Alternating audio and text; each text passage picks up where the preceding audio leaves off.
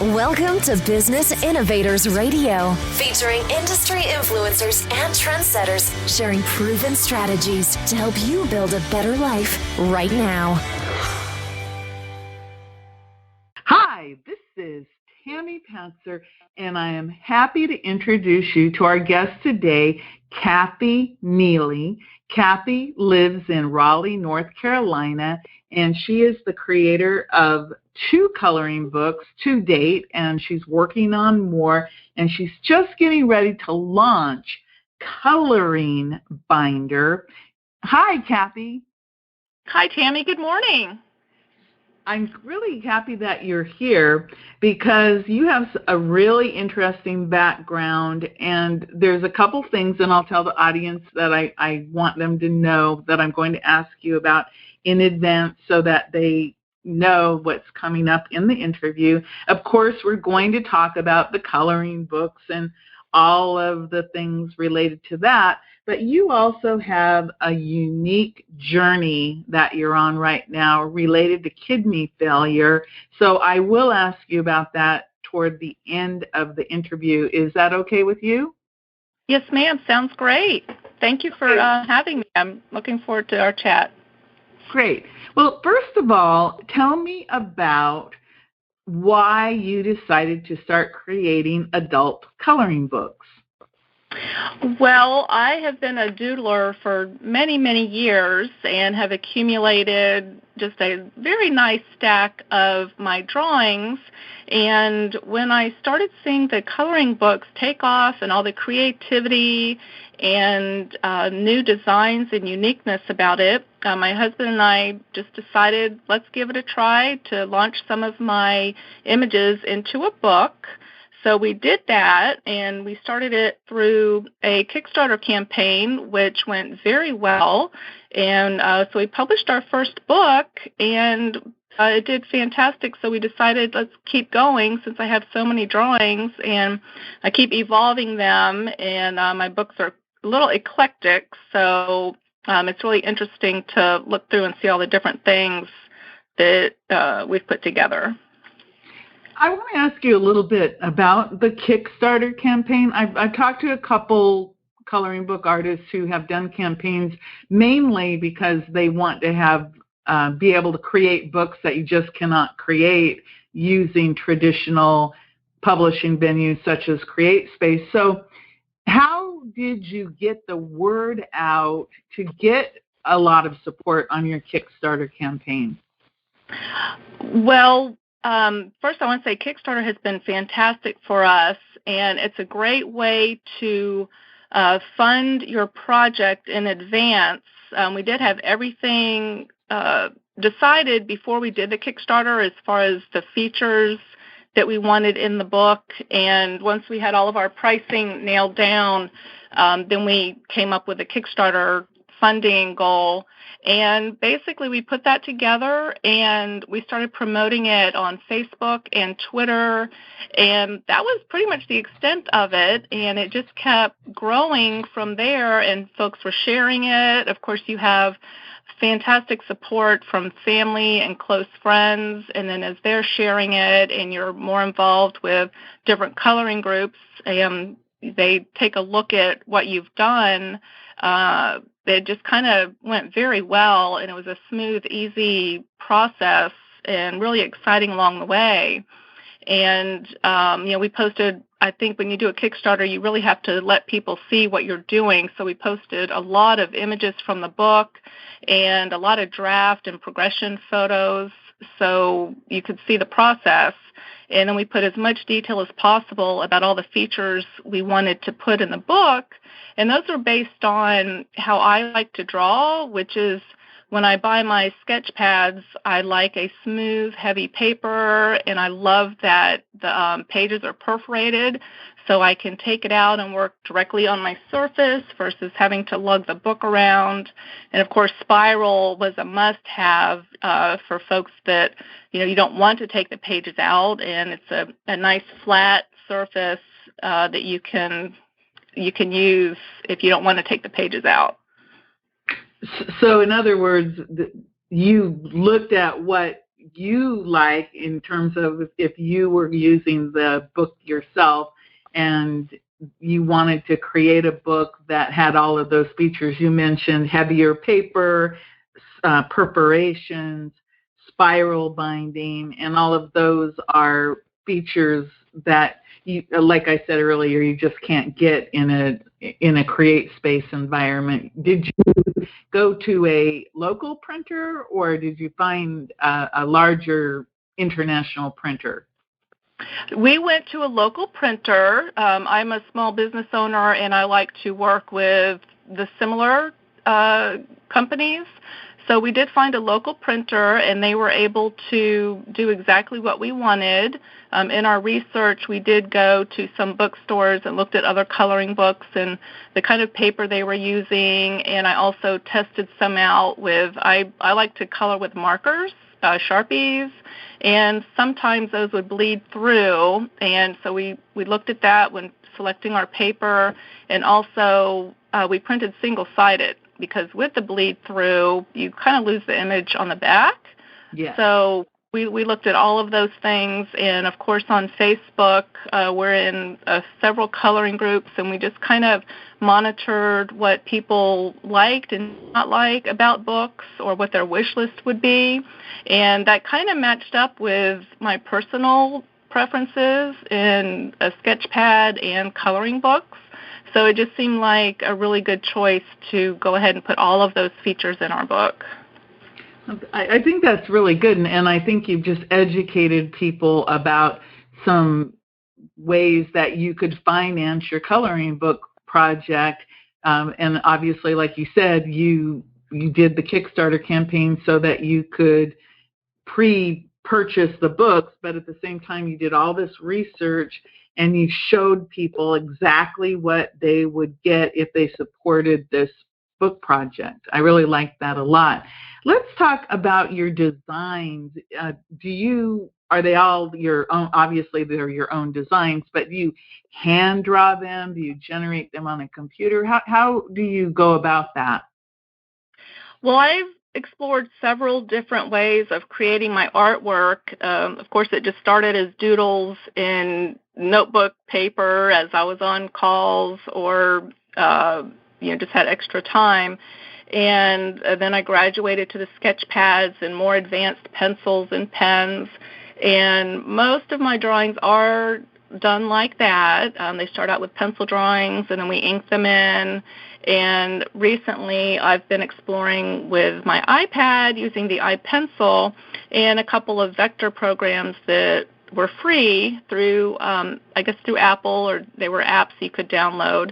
And I'm enjoying that a lot. I prefer the paper and pencil most of all, but the iPad I found is wonderfully portable, and I've been doing more and more on that. Oh, that's really interesting, because I imagine the feel is a little bit different when you're using a real piece of paper in a pen versus an iPad, where even though you are I take it that an iPencil is like a pencil that you use on an iPad? Yes. And, it's a really great thing to use. You get a finished drawing at the end that is already vector and it's ready to go, versus when I'm drawing on paper, then we have to change it to ink it in, and then we scan it and maybe do a little bit of cleanup on the computer. I think that's my preference when I have been drawing on the iPad. If you want to erase something, you have to be very careful, because you might erase some things connected to it versus a really tiny piece that you need to clean up. And with a pencil and paper and erasers, you can get to exactly what you want. And I feel that is more of a live drawing versus doing it electronically. You have a little bit of a lag between what you're drawing and then the mark following the pencil electronically. So it's a little bit to get used to, but I'm enjoying using all of that. That's really interesting, because it just proves that our brain and our hand-eye coordination is even faster than a machine. Absolutely. Yes. Tell me a little bit about your themes, if you have any. You said that you had an eclectic collection of drawings. Do you see any themes coming out of all of your drawings? I kind of just go with whatever is grabbing me at the moment. I haven't noticed that I have like all cats or all flowers. They're a little bit funky. Another person I talked to about my book says she certainly has her own style.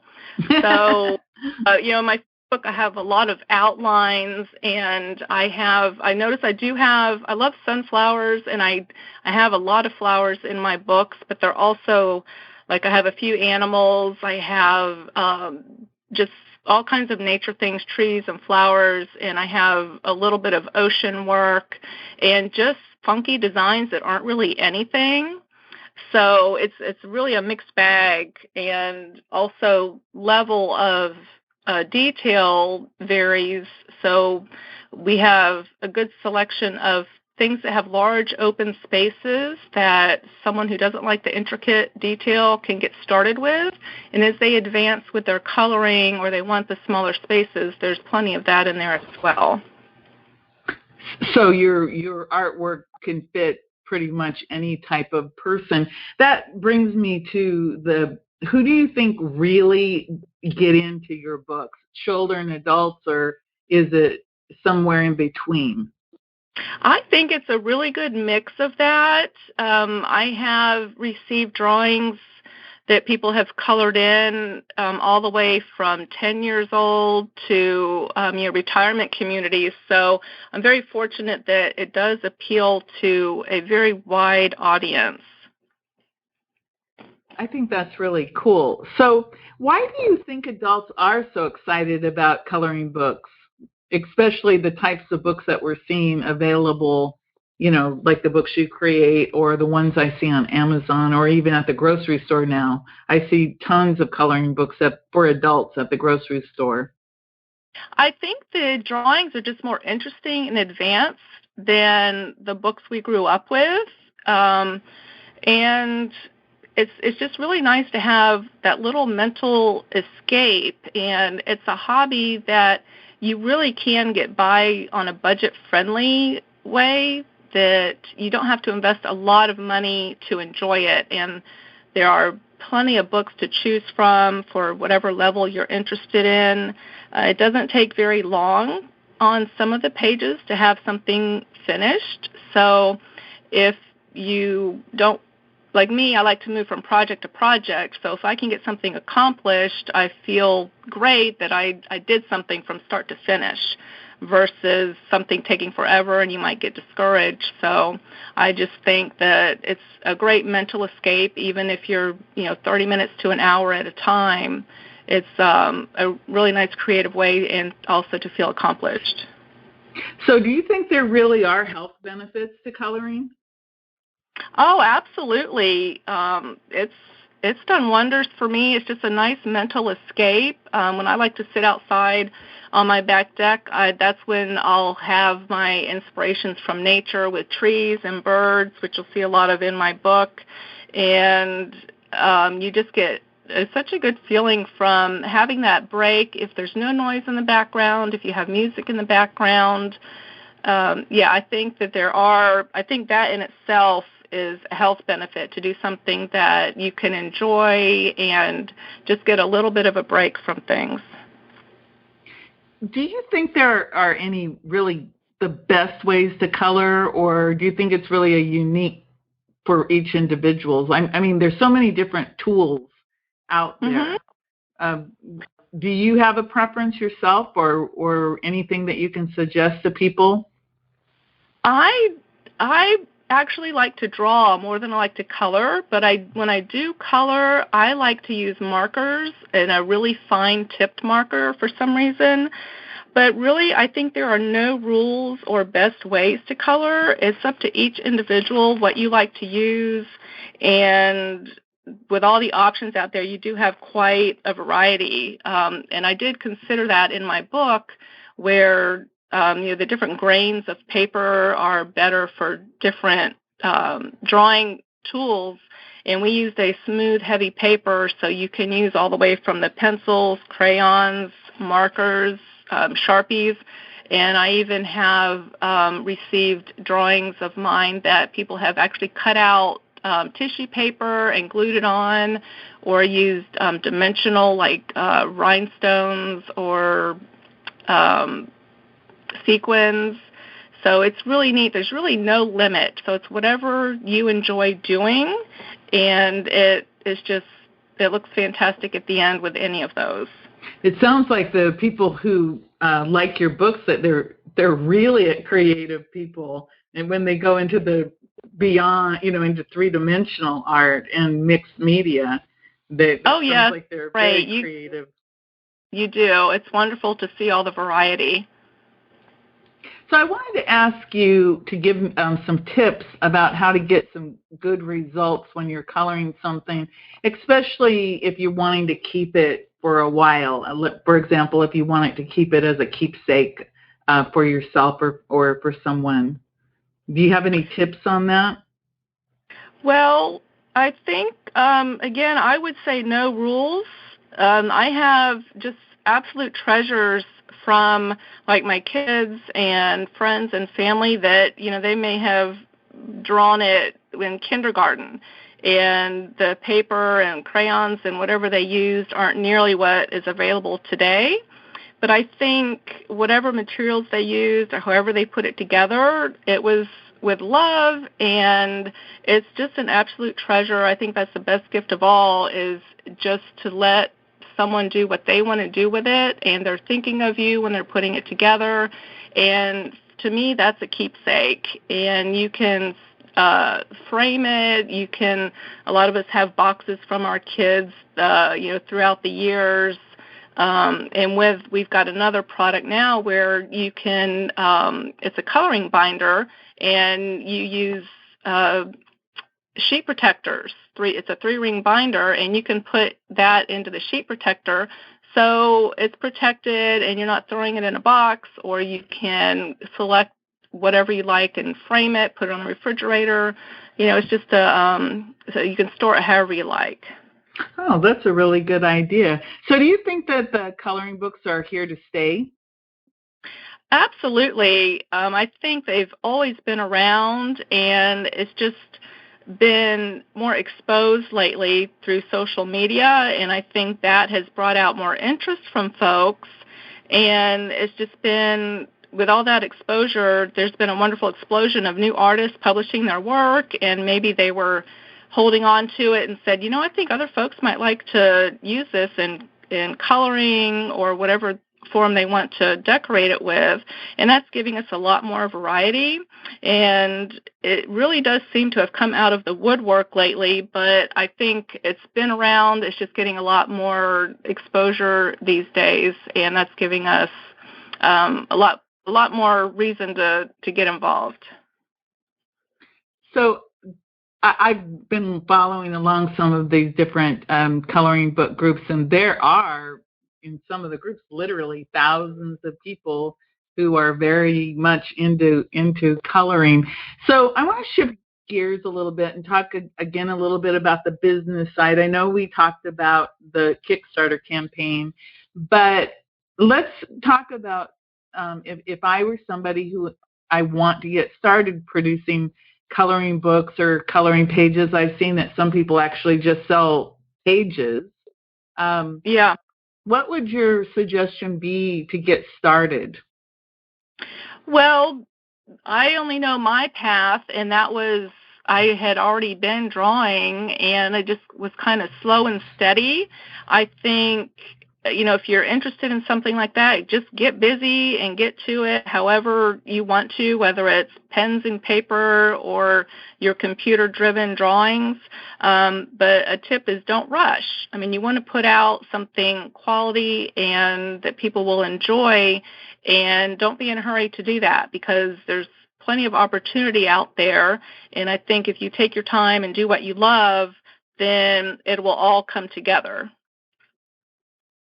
So have you seen any unique ways that people are creating art?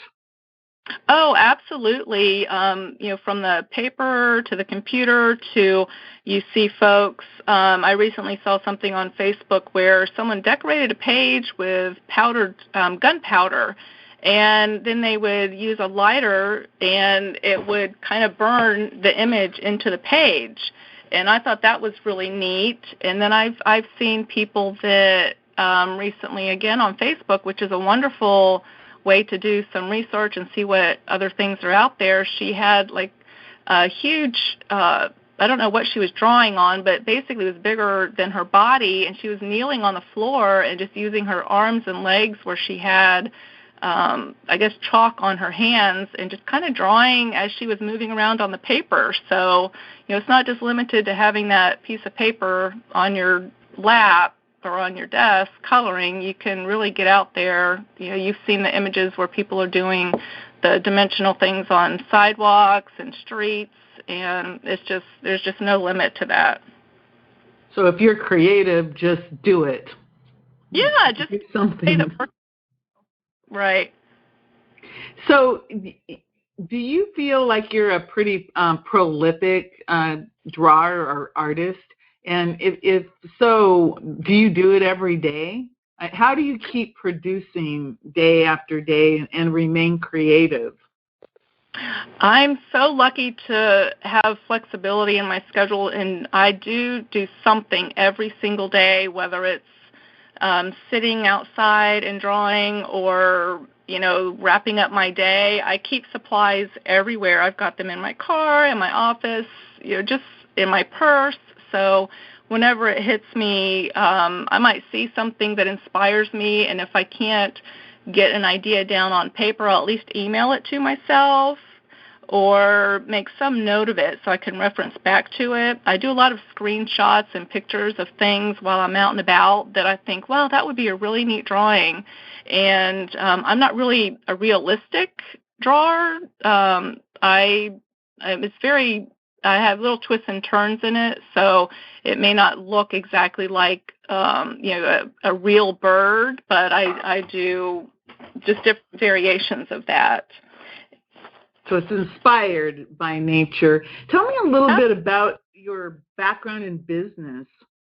You have a unique business also. I'm very lucky to have, I have two jobs. One is the coloring book, which is a wonderful creative outlet, and I'm enjoying it. And my other job is I have an embroidery and printing business, which is also allows me to be very creative. And we've had that business for about 10 years, and we do all corporate work. And so they kind of work very well together, that I can have days that are just full of variety and challenge and a lot of accomplishment at the end of the day.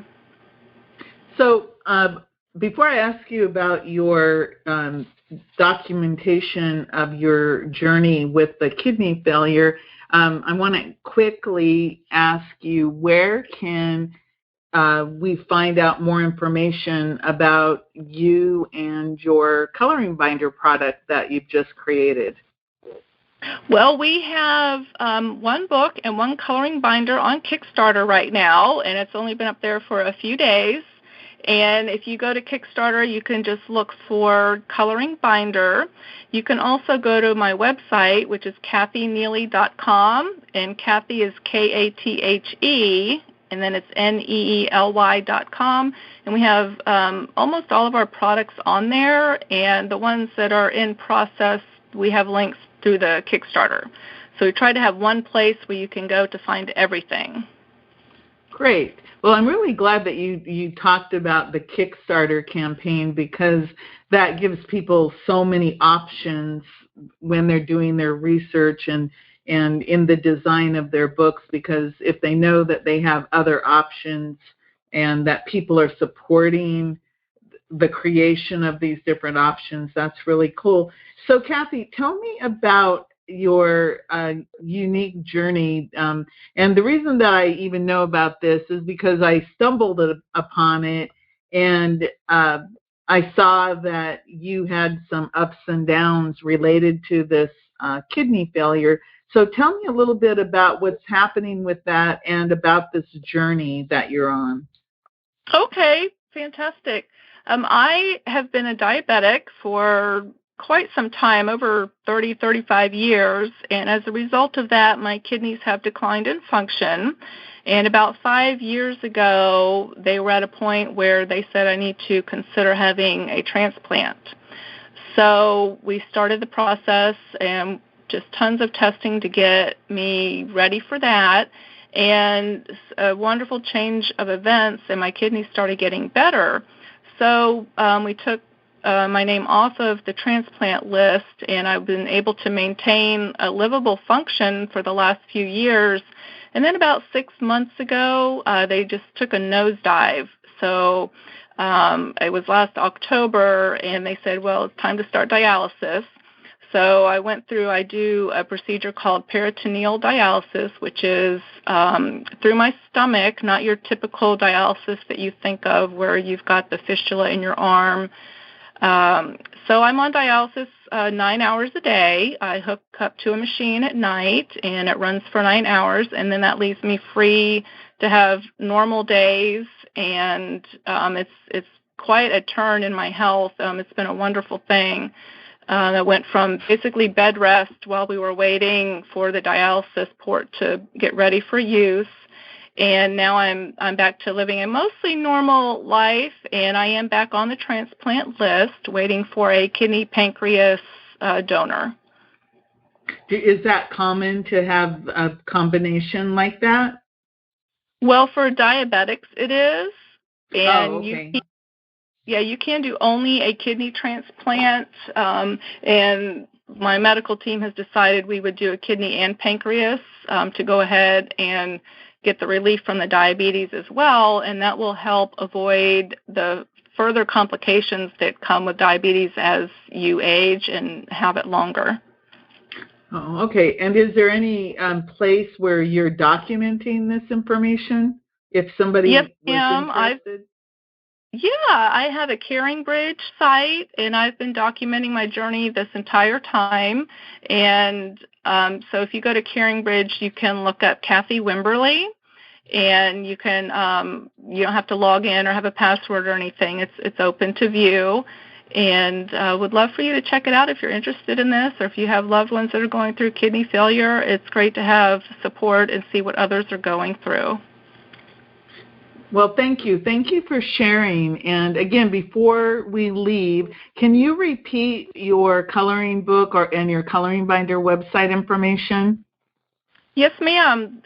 You can reach all of that through my website, which is KatheNeely.com. Our book, Late Night Doodles, is on Amazon, so you can find us there. And through Kickstarter, we have another book and our coloring binder. You can find our coloring binder on its own website called coloringbinder.com.